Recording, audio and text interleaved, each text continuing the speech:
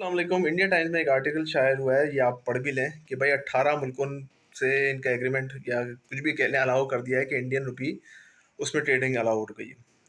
जो state bank of India है जहाँ पे जो भी है उसने अलाउ कर दिया कि भाई 18 मुल्क इंडिया का रुपया इस्तेमाल कर सकते हैं। ये इतनी बड़ी बात है कि अब उनका जितना भी रिजर्व है जो कि बाहर जा रहा था, एक्सचेंज रिजर्व जो है उसमें उनको बहुत हेल्प मिलेगी।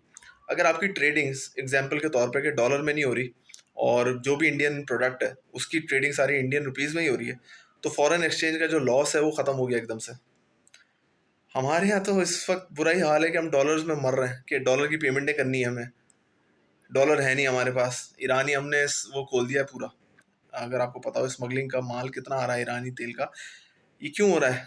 सबकी सरपरस्ती में हो रहा है क्योंकि भाई हमें डॉलर ना पे करने पड़े। बहुत सिंपल सा हिसाब है और इंडिया इस हाल में पहुंच गया है माशाल्लाह से कि भाईजान उन्होंने 18 मुल्कों को अलाउ कर दिया कि हमारे रुपये में आप ट्रेडिंग करें। ये हमें भी करना चाहिए, हमारा रुपया इतना स्ट्रांग हो इंशाल्लाह एक दिन ज़रूर होगा, मगर हमें वो स्टेप्स लेने पड़ेंगे जिसके बाद ये हम कर पाएंगे। इंडिया ने तो कर लिया और जर्मनी, यूके, सिंगापुर, कीनिया और पता नहीं और भी मुल्क हैं, 18 की लिस्ट आप देख लें, तो उसमें ये सब कर सकते हैं इंडियन रुपये में ट्रेड। इससे इंडिया के रिजर्व्स में बड़ा फ़ायदा होगा, फॉरेन एक्सचेंज के रिजर्व्स इनके स्टेबल रहेंगे, इनका पैसा बाहर नहीं जाएगा, ट्रेड डेफिसिट इनका कम होगा, हर तरफ से फ़ायदा ही फ़ायदा है। मोदी को आप भाई कुछ भी बोलें, लेकिन उन्होंने इंडिया के लिए जितना काम किया है वो दिखता है। और जितने भी स्टेबिलिटी वो लेके आए, अगर कश्मीर को हटा भी दें हम, तो बाकी मामला इंडिया में काफ़ी स्टेबल है। इकॉनमी उनकी बहुत बूस्ट कर रही है, तो और उसकी ही वजह है कि उनका रुपया भी स्ट्रांग हो रहा है। हमारा इस वक्त जो इंडियन एक रुपया है, हमारे से मुराद मतलब पाकिस्तानी के करीब वो 3.5 रुपये बनता है। इसी से हिसाब लगा लें कि हम लोग किधर, पाकिस्तान किधर पहुंच गया और इंडिया कितना आगे निकल गया हमसे। सिर्फ एक सिंसियर लीडरशिप चाहिए और दखल अंदाजी नहीं चाहिए मामलात में पॉलिटिकल, तो मुल्क ग्रो करते हैं।